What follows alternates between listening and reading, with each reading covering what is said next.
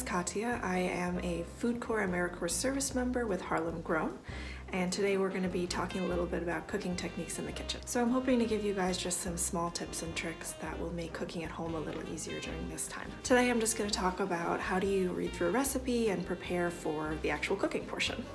I think one of the hardest things to do is to figure out what you actually want to cook and what you want to eat. So I like to subscribe to different newsletters, like from the New York Times Cooking or from Serious Eats, places like that.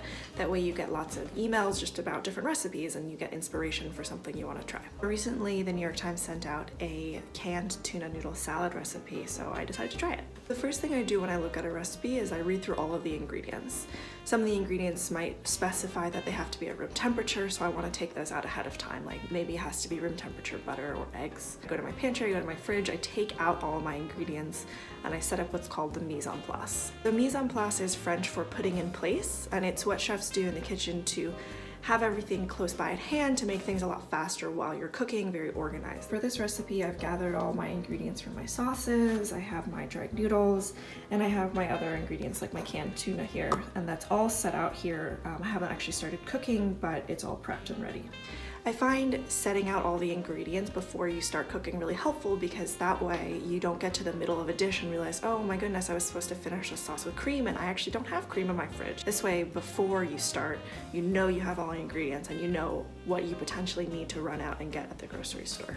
It's also really helpful to look at the ingredient list because it might say something like separated eggs instead of your whole eggs, and you know that that's another extra thing that you need to prep beforehand before you start cooking. So once I'm done with a particular set of ingredients, like the ingredients I need for the sauce, I'll put everything away so I can keep my station clear and try to minimize the mess as much as possible. I've used all of the ingredients I needed for my sauce, so I just have my sauce bowl here. Everything is back in the fridge, and then these are the ingredients I'm still gonna need to finish my dish, so I have them out. Well, recipes typically are written in the order in which you are going to complete the steps, but it's still really helpful to read through everything before you begin so that you know what's coming up.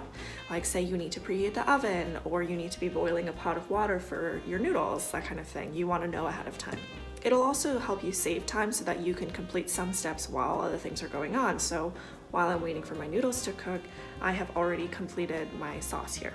It's definitely happened to me before where I'm working on a recipe and I forgot to read it through the first time, and so I'll get to step 4 and it'll say something like marinate overnight when I was trying to make it for dinner, so make sure you're reading through the whole recipe. This is a pretty simple and straightforward recipe, so while my noodles are cooking, I'm actually just waiting. So if you find that there's downtime during your cooking process, I find that's a great time to blast some music and maybe have a dance break.